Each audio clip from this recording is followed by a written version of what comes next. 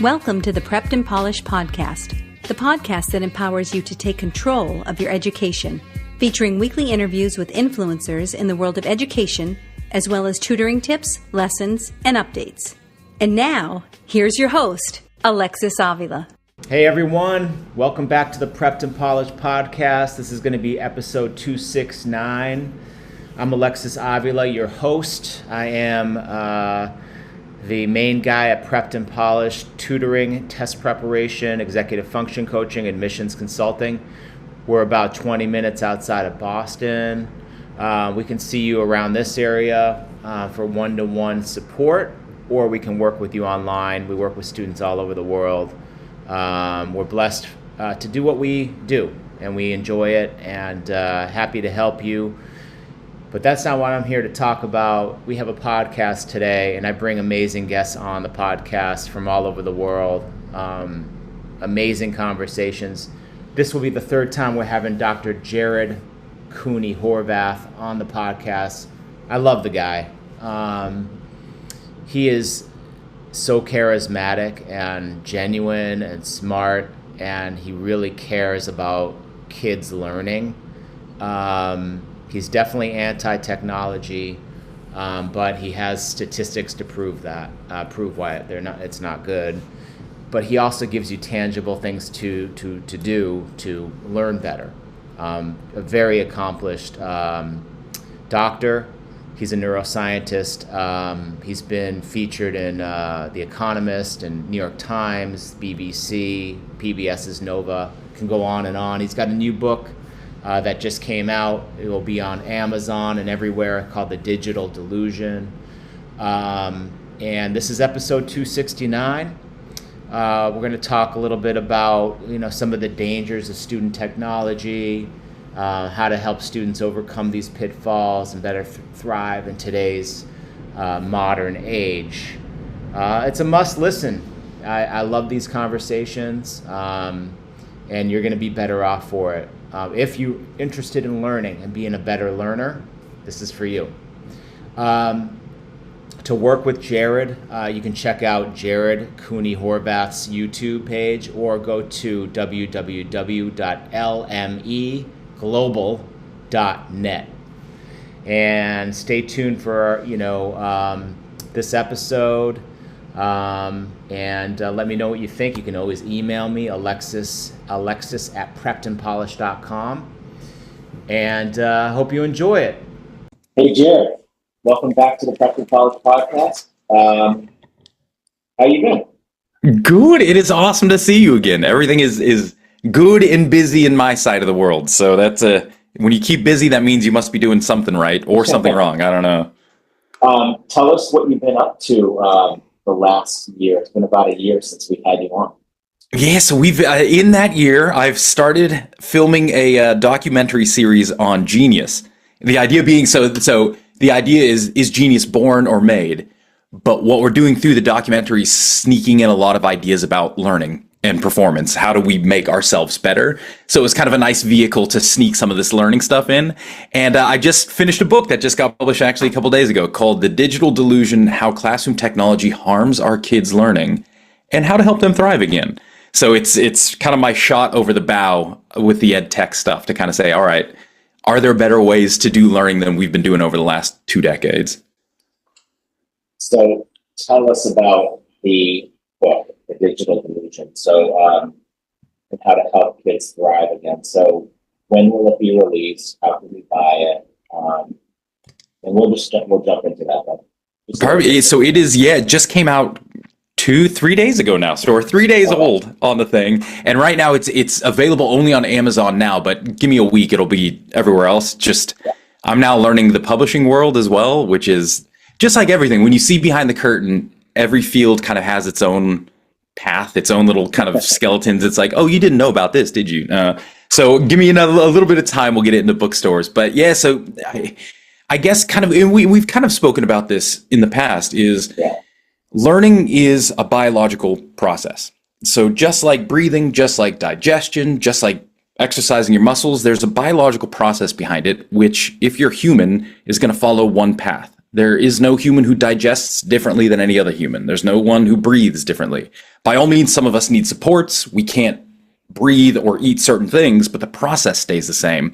It's the same with learning. So my goal was to kind of look at all the data of what impact tech is having on learning, and it's not good as you can guess, and then try and align that with the biological process of learning and say, is it that we're not using the tool right, or is it that the tool is inherently working against the grain of how we would normally go about developing deep learning? And that's kind of where I landed. When you start looking at mechanisms, you start to see computers, they're not failing. They just were never going to work because they're just anti-learning when it comes to human beings, unfortunately. At least the way they were built. Maybe you can build it differently. I don't know. So when it comes to technological tools students use, what are some of the more popular ones that come to your mind? The good news is the ones that students choose to use are typically the ones that are somewhat decent. So those are the ones that we call them intelligent tutoring. So those are the programs that basically they just ask you questions, you answer it, they give you feedback. Ask another question, here's your feedback. That's one of the few bright spots when it comes to tech and learning, is if you just use these things to basically drill things you already know, just get a little bit better at it, it seems to be okay. And usually you'll see that's what kids are doing. They're just using the flashcard apps, this, that, and the other. Now, to be fair, there's two things to think about with that. Is one, does it work as well as analog methods? No. But does it work better than nothing? Yes. So that's where it's like, I would still say if you're doing flashcards, if you can handwrite your flashcards, you will do better. If you can build your own technique by which you space your learning out, you will see better results than if you do it online. But it can still work. The second thing to kind of remember with that is, it's an issue called transfer, is we don't learn things to be good at it in the moment. Like, I don't learn math because I want to be good at math in my math classroom. I learn math because I want to be good at math everywhere. I want to transfer that learning into the real world. When you learn analog in the real world, transfer comes a lot easier. When you learn digitally, transfer becomes much harder. We tend to lock our skills and our knowledge to the program we are using. And now if I'm tested outside of that program, I can't really access all of that learning. Test me in the program, I'm killing it. Test me out of it, and that's the Duolingo problem, is right? You'd use that thing 100 days in a row. I did my Duolingo, sweet. I now go to an Italian restaurant and try and order, and I can't remember. I'm like, buongiorno. It's because I just tied my learning down. So it works, but it also becomes incredibly narrow for you. So we always say if you can go analog, do. But really, the more dangerous programs are the ones that kids are kind of forced to use a lot of times in schools, like these big LMS programs that do online courses and all that stuff. That's where things get a little bit more haywire. But I'd say if you're just using straight practice tools, you can get away with a little bit of benefit there. So straight practice tools can be beneficial. And it's interesting, if you think about it, it's largely because you're not learning. Remember, so computers aren't good for learning. But if you're using an intelligent tutor, the idea is you probably already know what you're doing. You're just drilling it to automate it. You're getting better at something that you already know. But if you needed to learn, say, how to do addition from scratch, tech is never going to be the way to go. But once you've been taught addition, you've practiced it in the real world, maybe then you go on to tech and just start drilling. That's where you might see some benefit. But again, I'd say, man, if you can have a printer or a workbook, you're going to do better there as well. Yeah. Do you find that there's a percentage of students who still use the analog method? It's growing. It's coming back. I think it was very easy for a long time to just get caught up in the digital fun. But I think as parents are starting to catch on, I reckon maybe it's the parents that are pushing back to the kids. And you see a lot of kids who are more into printing out their homework now again, who are more into handing in assignments rather than emailing in assignments. And again, that might just be the parents forcing them to do it, but I've seen more now than I have in the last decade. So we've noticed that students are reading a little less. Why do you think that is, and how can we address that issue? It's the same with basically anything. Let's go way back. Okay. I have a baby girl. We go to a restaurant. She starts crying and acting up in the restaurant. I've now got two choices. I can pop a phone in front of her, and that will shut her up. 100% of the time, if she sees a phone, she shuts up. Or I can deal with it. I can pick her up, take her outside, say, sorry, until you're done crying, we can't go back in there. But I want to go back. I'm sorry, until you calm down, we can't go back in there. And when we go back in there, what are we going to do? We're going to sit. And we do go back in, and then she acts up again, and we go out. So I got two choices as a parent here. I either shut it up or teach you how to live through it. Now, I know which one is easier, but I know which one is going to be better in the long run. When you practice how to act in a restaurant, as you grow older, you will be better at acting in restaurants. But if you never have to practice it, if all I do is always show you the phone, you will be a teenager who basically looks at their phone in a restaurant. You will have never practiced the etiquette of sitting there, of interacting with others. We learn what we do. Go to reading. We don't read anymore. Kids, by and large, are not asked to read all that much anymore, and we give them a lot of text on screen. But what you see is, when it comes to reading, especially what we're going to call reading for comprehension, the human brain needs spatial location. So every book has a three-dimensional location in it, right? So until this book burns away into dust, the word expensive will be about 2/3 of the way through the book, left page, top left-hand side, it ain't going nowhere.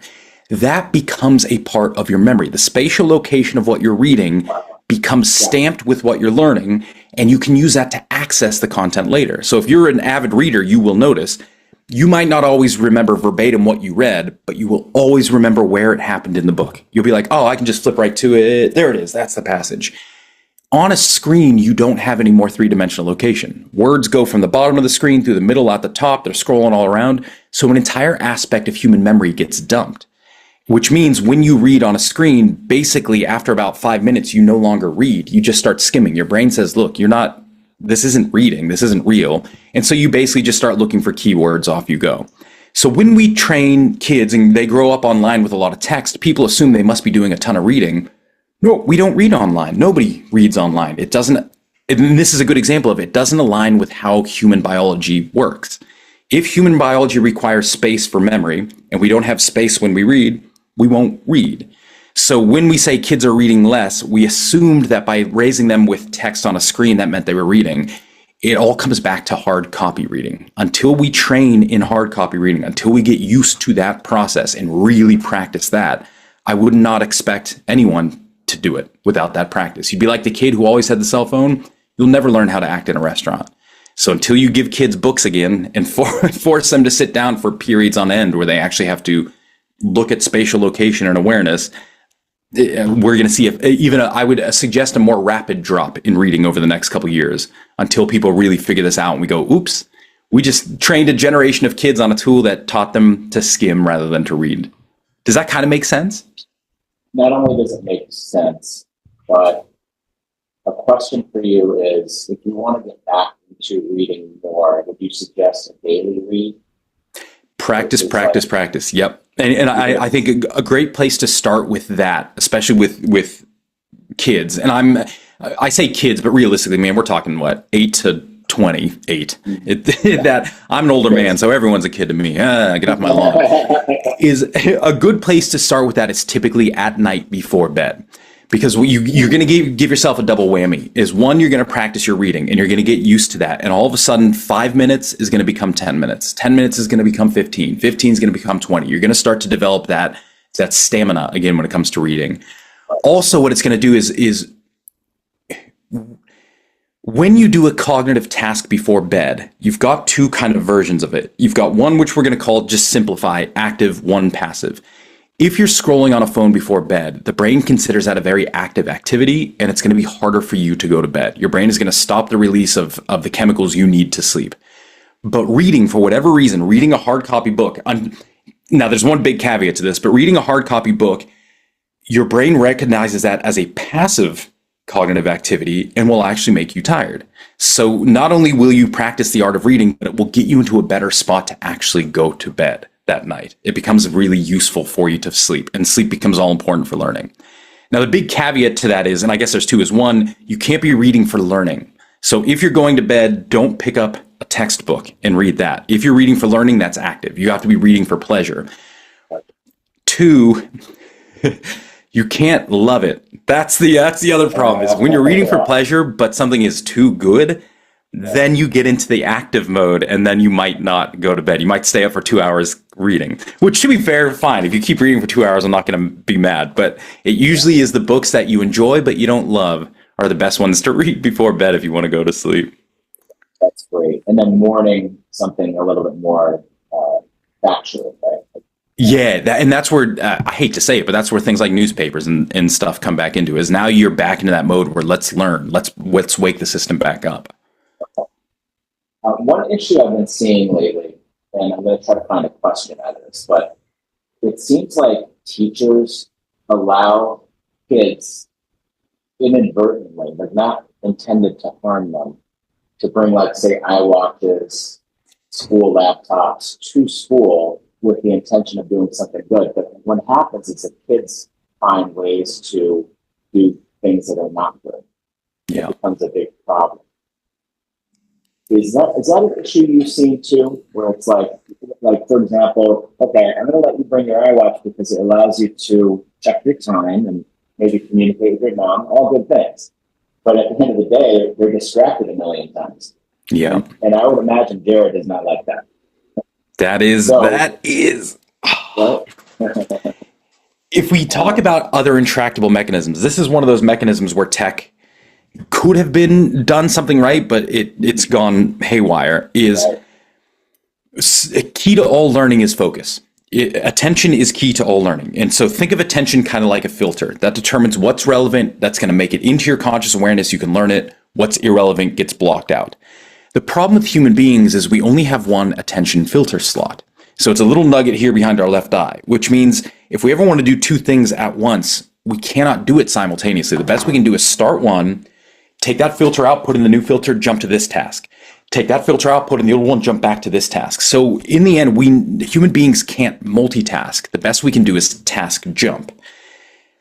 The problem with task jumping is every time you swap your attention filter, basically, just simply put, I won't hit the mechanisms. Your memory goes down, your retention goes down, your speed goes down, your accuracy goes down, but your confidence goes up. So everything about learning goes down, but you think you're learning more. You think you're doing better. And that's the butt kick. It's like you could even show kids who are multitasking the data and say, look, you just did 10% worse by doing that. But in their head, they're like, no, I'm really good at this. Let me keep doing it. So you've got this kind of battle there. So biologically, it won't work, but psychologically, it feels good. Now, why does that matter? When we sit a kid down with a computer or an iWatch or a tablet to learn, if that tool only ever existed in the classroom, it may have been a very important thing. But those tools exist in the real world. And kids spend about 2,500 hours every year using these tools to multitask. That's all we do on it. It's called rapid media switching. We look at this tab, we open this, we jump over here. Now, when we're doing it for fun, it doesn't matter. You're not learning, so you're just multitasking with your friends. Who cares? But now bring that device into a classroom where focused attention is key for learning. Within about 6 minutes, kids will just start multitasking. And it's not because they're bad or they have poor biology. It's because we've literally trained ourselves for thousands of hours every year to do one thing on these tools. And it's the one thing we can't do when we learn. So when I say, look, use that same tool you game on every night, now let's use that to learn math. I've just put a giant hurdle between my outcome and what you think you should be doing with that machine. And the vast majority of people will never be able to jump that hurdle. After 6 minutes, they go back to just multitasking. Actually, here's what this machine is good for. And that's why we see some of the data we see is if you use tech in classrooms with a teacher present, someone there guiding you, 24 to 38 minutes of every hour, you will be off task multitasking. So about 60% of the time, up to 60% of the time, you ain't going to be doing the learning. So imagine how much more learning you could do if you halved your study time, but just kept focus for that. All of a sudden, learning goes up. But because the tools are in the home and in the pocket, that's one of the big reasons why they can't be learning tools anymore, is we've got too much practice doing other things with them, trying to fake it to do something else with it. Now, most people won't be able to. Really good. So I always say, man, it's not our fault. Like people, like kids have short attention spans. Well, they do on this, and that's because we trained it. I have a short attention span on this. It's what these tools, what we use them for. It was the same with TV. When TV came out, the inventor of the television, Robert Probst, assumed it would only exist in classrooms and it would be the best teaching tool ever. And for about a year or two, it was. But once TVs entered the home, they became vehicles for advertisements, and they were no longer vehicles for learning. And he said, man, get all TVs out of the classroom. They're no longer classroom tools. Anytime a tool leaves the classroom and enters the real world, it will change its function. And now we can't assume that we can go back to what it was. That's why, man, I always say blackboards will always be great for learning, because nobody's got a blackboard outside of a classroom. I don't have one of those in my room and I'm playing with it every night. Every time I see it, it's in a classroom, so that triggers my understanding. Whatever's happening on there, I'm probably going to have to learn it, and it becomes a learning tool rather than something else. Yeah. Wow. Okay, so I definitely want to ask you about AI a little bit. So, look, if I had an article for every time, if I had a nickel for every time I saw like an AI is bad for you, I'd be a rich man. But what does a healthy way to use AI look like? AI is bad for you. There's your next nickel. The only healthy way to use AI, and by the way, I just would like to point out, the people who invented AI, they had no clue what this tool was going to be used for. So usually when you invent something, like if I invent a drug to treat headaches, there will be a very clear way to use it. I will say, if you're 5 pounds, use this much. If you're 10 pounds, use this much. AI never did that. They came out with AI and they had no clue what it was for. When they released it, they said, you tell us what this is good for. They basically just shoved it in our face and said, you be our product testers. We don't know what this means. So there is, when people are like, what's the right way to use it? What's the wrong? There is no one's ever tested this stuff. It's just us making stuff up as we go along. With that said, one thing has become clear over the last 3 years. AI is a production tool. It is not a learning tool. AI is used best by experts who use it to do what's called offloading. So think of it like this. I know how to do statistics. I've been trained in statistics all my life. I don't feel like doing it. It takes me 2 hours to run one set of stats. I hate doing it. I can use AI to do the stats for me in 2 minutes. Congratulations, production tool. But the only reason it works is because I already know how to do it. So when AI spits something out at me, I can use my expert knowledge to vet it and immediately go, yep, that looks correct, or ooh, that's wrong. What did I put something in there? Oh, my bad. I put a 0 instead of a 9. My expertise allows me to use it for production because I can vet. When kids try and use it for learning, that is a whole different ballgame. Production and learning are two different things. What it takes to be an expert and what it takes to become an expert are two very different paths. And one thing has become clear, this is not a learning tool. Because you cannot vet the output as a novice, you have to take everything it says for granted and it must be true and accurate. If you use it as a learning tool, you basically become tied only to that tool. And you stop locking memories down, you stop learning information down. Probably the number one way to make sure you never reach expertise is to try and use AI to learn. So I say the most productive or the best way to use AI is just production. If there's something you already know how to do and you don't feel like doing it, AI is your tool. But if you're trying to learn how to do something, this is not the tool to use to do that, because you have no clue what's working. You will never learn the process and method. All you'll see is output. You'll copy paste that output and assume that's it. So that's why when people are like, we got to teach kids how to write with AI. No, you have to teach kids how to write. And then once they know how to write, go ahead and bring in the tool. We need to teach kids how to use AI to design things. No, you need to teach kids how to design things and then bring in AI once they know how to do it to elevate what they're doing, to offload some of those harder tasks so they can go on to other things. It's a production, just always remember that, production over learning. That's what that tool is for. What's your take on like looking stuff up? Like you're in a family, you're at a family, over dinner table, and then somebody's like, oh, what's that artist from? And then I can just go on my phone and just look it up. Is that the same thing as like looking at the Encyclopedia Britannica of the 80s, 90s? Absolutely. Well, there's a slight difference, but yeah, it's basically the same. The trick to remember is when you're looking things up, you will not remember that stuff later. That's not a learning activity. That's kind of a fun activity. Like you said, with your family, let's just, like my wife the other day is reading a book and she's like, hey, did you know vitamin C doesn't stop you from getting a cold. I'm like, yeah, you told me that 2 weeks ago when you read that same article. She's like, oh, my bad. It's when you look things up, it's a fun in the moment fact. You can't expect to have that kind of sit deep with you. So I always say, yeah, that's fine. But the difference is, if you wanted to say that there's a difference between looking something up, like Googling it, versus a textbook or like a Encyclopedia Britannica, textbooks were designed by experts with a very clear flow. So that means a textbook has already been vetted. So whatever's in there, you can pretty much 99% of the time, it's going to be accurate. And it's going to be presented in the pattern required to build expertise. Chapter 1 will build into Chapter 2, will build into Chapter 3, will build into Chapter 4. Someone who knows the field has said, here is the right way to learn the field. AI, digital tech, Google, they don't really do that. There's no flow, there's no structure, and there's no guarantee that what you're seeing has been vetted. So I would say, yeah, you use it. I do it all the time. Don't expect to learn from it. And if you really want to learn something, use a source that you know has already been developed by someone who's checked every word and said, yep, that's right, that's right. You want to learn that after that. Otherwise, this is going to be impossible to understand, and kind of organizes it for you. Okay, a few more questions. What is one technological tool every student should buy or possess? One technological tool every child should buy or possess. A pencil? That's a technology. I assume you mean digital technology, so I'm being a bit of an ass. Yeah. I'll be honest with you, I don't know. I can't, there's not one that I can think of. If you're a young kid, nothing. If you're in middle school, I'd still say nothing.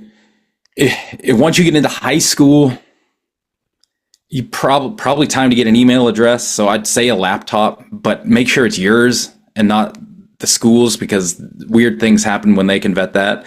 But realistically, I can't think of any one tool that I'd be like, this is going to help everyone. It just doesn't.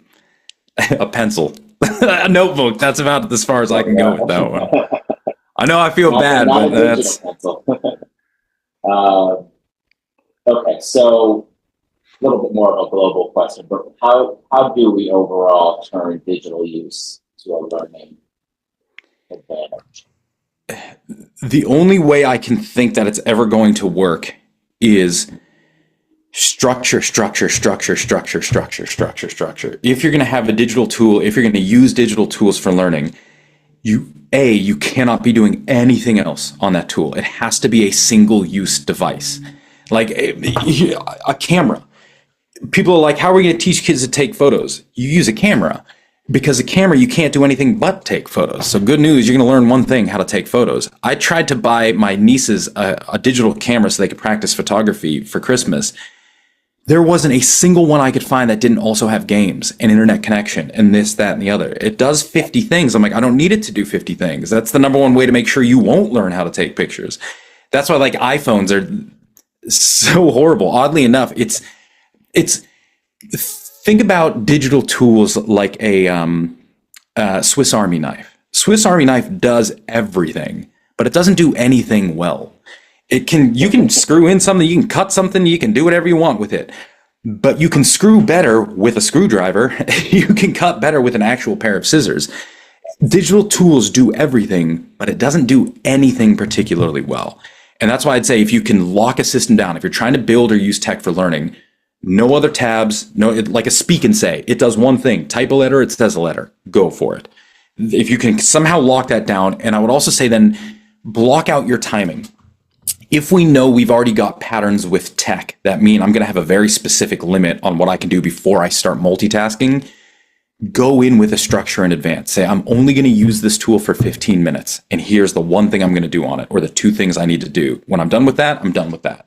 If you can in advance prep and understand what's going to happen on that tool, you're less likely to multitask and start flitting around. So that's the only way I can see it working is structure. And support too. If you have a teacher there looking over your shoulder who can do it with you, keep you on task, keep you motivated, that can help as well. But if you're in a classroom with 30 other kids, that teacher's only going to be looking at you for 1 minute a day. So you're back to just on your own. So you've got to kind of control it yourself.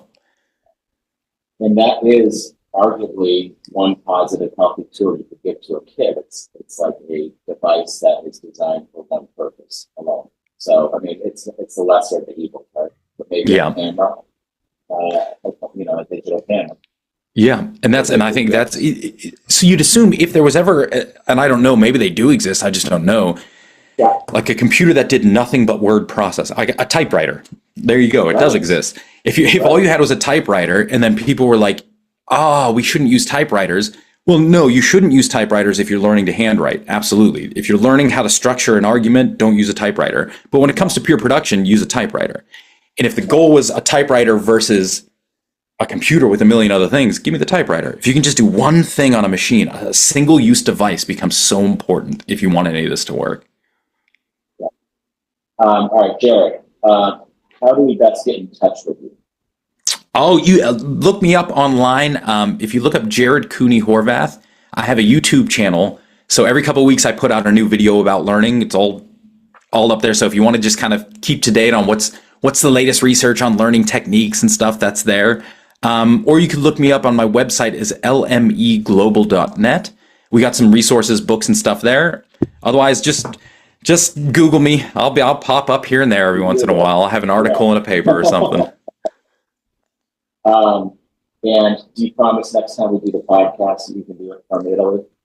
I have a feeling you're going to be seeing a Tuscan countryside next time instead of this shack. I feel like my brother said, I called my brother the other day. He goes, "You look like the Unabomber, like you're in the shack in the middle of the woods. What's happening?" I'll have a better background next time, I promise. Perfect. Thanks so much for your time. No, thank you. That was awesome. Thanks for joining us today on episode 269. Be on the lookout for episode 270. And again, if you want to work with Jared or talk to Jared, email Jared, just go to www.lmeglobal.net. It's been great seeing you, great talking with our guest today, and thanks for joining me. I'm very humbled by you checking me out, checking out the Prepped and Polished podcast, and keeping us going well past 200 episodes. And now go out there and take control of your education. I'll talk to you soon. You've been listening to the Prepped and Polished podcast. For more information, check out preppedandpolished.com. Thanks for listening. Class dismissed.